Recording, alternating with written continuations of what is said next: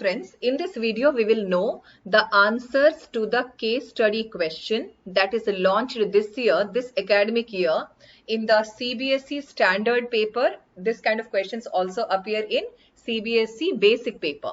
So this question that you see on the screen is taken from the CBSE standard paper for the academic year 2020 and 21, and this question belongs to the chapter coordinate geometry, 7th chapter of class 10th mathematics.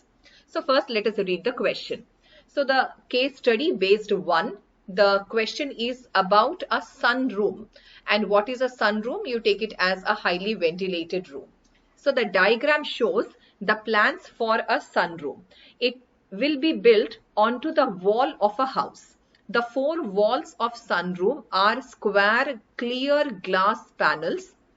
The roof is made using, the first one, 4 clear glass panels, trapezium in shape, all the same size. And the second one tinted, that means not so clear glass, one tinted glass panel. So it is not pane, it's panel. So one tinted glass panel, half a regular octagon in shape. You can see the top view, that is, I'm just outlining the top view on the graph paper that they have mentioned, and the front view. Front view you see bottom. Okay, so I have outlined the diagrams of top view and bottom view that you can see and understand. Okay, so we are given, you take this as figure 1, not to scale. That means this is how the diagram of sun room look like, and its a front view is placed on the graph paper. Actually this is a graph paper. You can see x-axis, you can see y-axis, and the origin O is written, and the bottom part front view picture is there, and above the front view on the same graph paper the top view is written. So based on this diagram and this information, or the location of all these alphabets on this graph, we have to answer 5 MCQs about case study questions. Out of the 5 questions, we have to answer any 4. That means it is a kind of a choice is there. So out of 5, any 4 has to be answered. Each MCQ carries half a mark, and its meaning is a case study question carries a maximum of 2 marks. But for this question, I will be answering all the 5 bits. Now let us first choose the first bit, and we will have this diagram because the graph is given on this diagram. So we will be using this graph for answering the questions. So what about the first question? So clear instructions are given, A bit question. So we are told refer the top view. So we have to refer the top view. Top view is where I'm writing there on the top view. This is figure 1 where I wrote I, and front view is the figure 2. Figure 2 is front view. So they wanted us to refer the top view. By referring the top view, we have to find the midpoint of the line segment joining J and I. Now for finding midpoint of J and I, we need not refer the diagram, but just we can have an eye on the question to find out whether J and I are there on the top view or not. Yes, they are there. So what is the answer or solution? So we have to find the midpoint of J, whose coordinates are 6 and 17, and I. And I's coordinates are 9 and 16. And we have formula for midpoint formula. So for J's coordinates, let us call them as x1, y1, and I's coordinates be x2, y2. So what is the midpoint formula? Midpoint formula is x1 plus x2 by 2. This is x coordinate of the midpoint, comma, y1 plus y2 by 2, which is y coordinate of the midpoint. Now, here plotting the values, we have 6 plus 9 by 2 and 17 plus 16 by 2. On solving, we will get midpoint of J and I as 15 by 2, comma 33 by 2. And which option is this? This is the third option. So A bit or first question's answer is the third bit. Now let us pick up the second question. Each question carries just half mark and we have to answer using the case study details. That means we have to spend good amount of time to read the case study B bit. Now the question here is refer to top view. So we have to see the top view diagram and in the top view we have to tell distance of point P from a y-axis. Now in the top view we have alphabets A, B, C, D, E, F, G, H, I, J, but P is not there. So this may not be top view, it may be the front view. And in front view we have point P and I'm just locating where is point P on the graph. Point P is somewhere here. I just placed a dot. Now where is at what distance point P is from y-axis? Now on x-axis I'm writing some numbers, you see 1, 2, 3 and 4. So where is point P? So you see after 0, this point is 0, 1, 2, 3 and P is written where, that we will consider. This point has come forward to 3 but not touched 4, but P is written at 4th point. P is at 4 points, 4th point on x-axis. So P corresponds to 4 on x-axis means its distance from y-axis is 4 units. So distance from y-axis is 4 units. And whatever be the units, here it is given in centimeters. So units is centimeter, 4 centimeter. So this is the second bit. Now let us see what is the third bit question. So I'll be picking up questions like this, but every time I will have an eye on the case study. That means every time I have to bring down the case study portion for reference. Now I just clear the things that I worked on the case study. Now the question here is refer to front view. Okay, we'll refer the front view. Front view is the bottom diagram on the graph. So this part where I'm writing front view, that's the front view. Okay, distance between points A and S.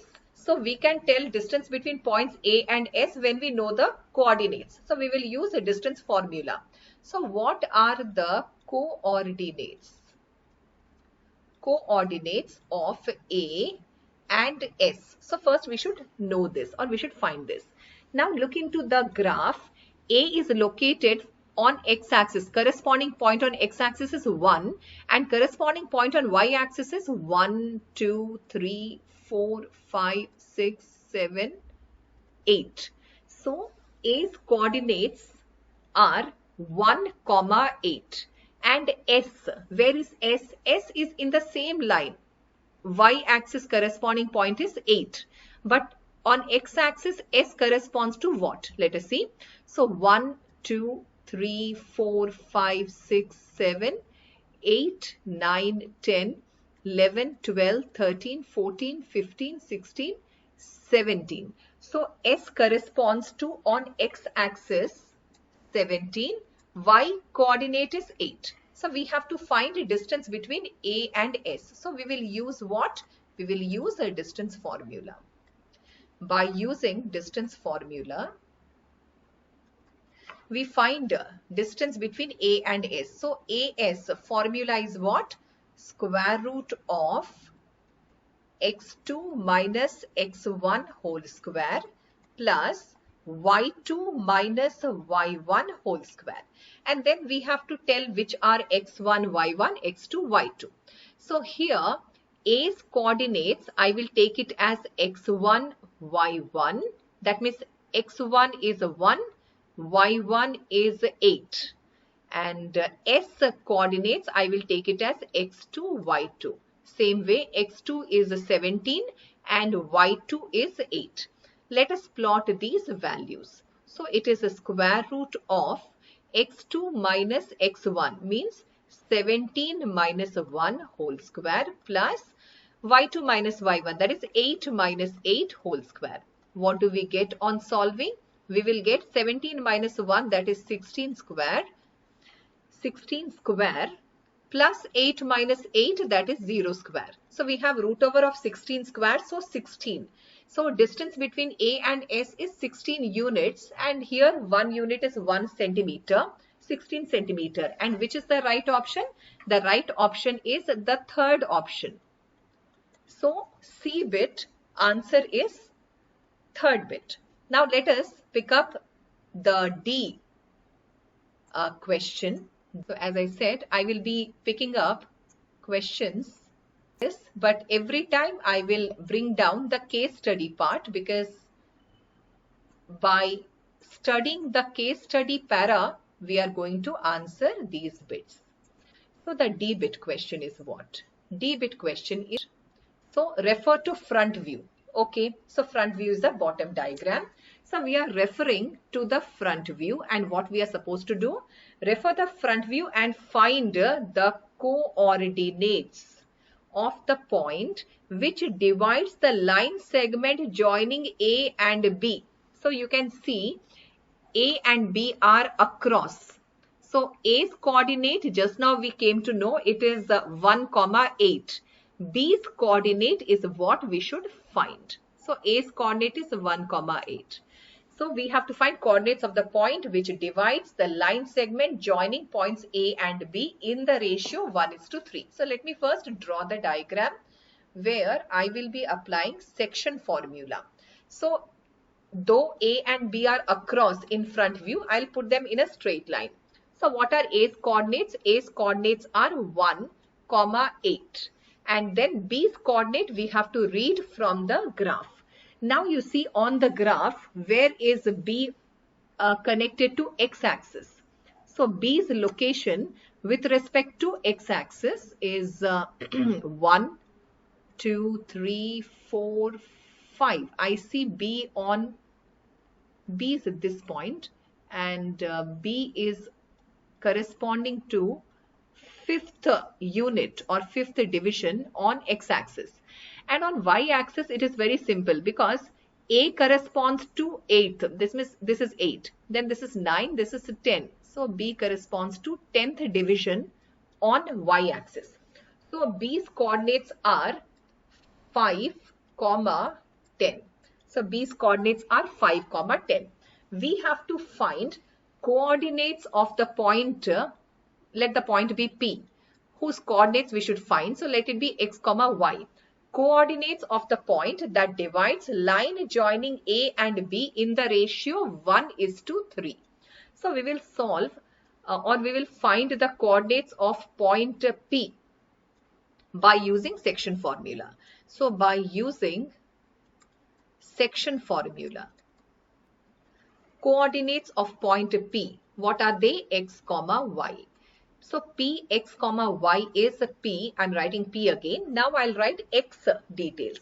And how to write x details? So when I write for x, so start from M1 and go up to x2, multiply them. And then from M2, go up to x1. Means M1 x2 plus M2 x1. That means what? 1 into 5, that is 5, plus 3 into 1, that is 3, divided by M1 plus M2. So I spoke the section formula in terms of M1, M2. So denominator is 1 plus 3, and this is x coordinate.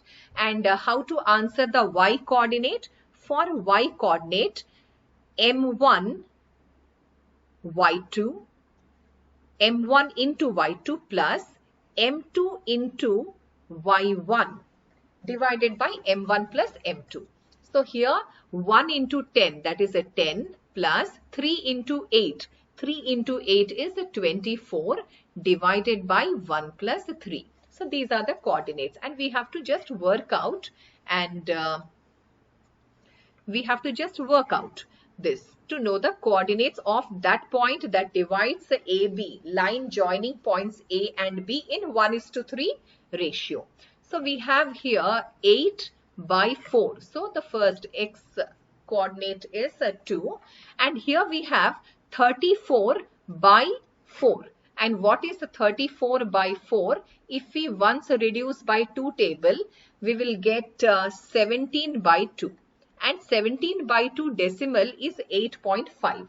So y coordinate is 8.5. So the coordinates of the point that divides line segment joining AB is 2, 8.5. And which option is this? 2, 8.5 is fourth bit. So the correct answer is fourth bit. Now let us answer the last bit. Though it is case study question where we have to answer only 4 MCQs out of 5 MCQs. That means there is choice question. There is a choice question in this. Out of 5, we have to answer any 4. Alright, so we are in the last question. Right. So they are asking refer to front view. Fine, we will refer to front view. If the question, just see, is if a point Px, y, some point is equidistant from the point Q and S, then which of the following options are true? Now very simple. For this we need not look into the diagram because Q and S coordinates are given. P's coordinates x and y. So what we can do here is we are given a point whose coordinates are x, y. So let P be that point whose coordinates are x, y. This point is equidistant from 2 points. One point is Q whose coordinates are 9, 8, and another coordinate is another point is S whose coordinates are 17, 8. What is told to us? It is told to us that PQ and PS are equidistant. Whenever, keep in mind, whenever you see in a question the word equidistant, keep in mind, don't use any midpoint formula that comes out of section formula. Use the distance formula because equidistant. So let's begin. Since P is equidistant from Q and S, its meaning is PQ distance is equal to PS distance. In that case, square both the sides. You will have a PQ square is equal to PS square. And now we will write a distance formula both the sides, avoiding the square root. So left hand side we will write x2 minus x1 whole square plus y2 minus y1 whole square. And here we will take P's coordinates as x2, y2 and Q's coordinates as x1, y1 in left hand side direction. When we take a PS distance, then P's coordinate will be x2, y2 and S coordinates we will take then as x1, y1. This will ease the calculation. So PS square is also x2 minus x1 whole square plus y2 minus y1 whole square. So this is about the right side, PS. PQ is left side. Now let us plot the values. So when we plot the values, we will have in the first bracket x minus 9 whole square plus y minus 8 whole square. And in the right side we have x minus 17 whole square plus y minus 8 whole square. So we applied straight distance formula. Now let us apply a minus b whole square expansion. And then we will have here x square plus 81 minus 18x. And then we will have y minus 8 whole square expansion, which is y square plus 64 minus 16y.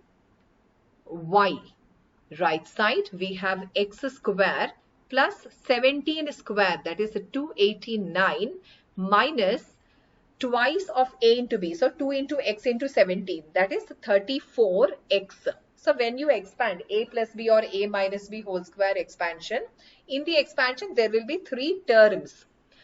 And then y plus y minus 8 whole square is y square plus 64 minus 16y. Now let us see what cancellations occur. Here x square y square cancels with the right side x square y square. Then same symbol same like terms, either sides will cancel. So minus 16y cancels, 64 also cancels. What we are left with, that collection I'm going to write in the next line. 81 minus 18x in the left side. Right side 289 minus 34x. Now putting the like terms together, we will have 289 minus 81, which is 34 minus 18. 34x minus 18. I do the correction here. 34x minus 18x. And I manage a space here and answer the remaining because calculation is very less from here. 34 minus 18 is left side I'm talking about, 16x. Right side 289 minus 81 is 208. Then x is what? 208 by 16, and there is a cancellation here. 16 13s. 16 into 13 is 208. Now the final step that I'm writing here is we have x is equal to 13, means what? On transposing, x minus 13 is equal to 0. So this is where we landed. And which option is this? This option is x minus 13 is 0, which is the second option. So second option is the correct answer for E bit of this question.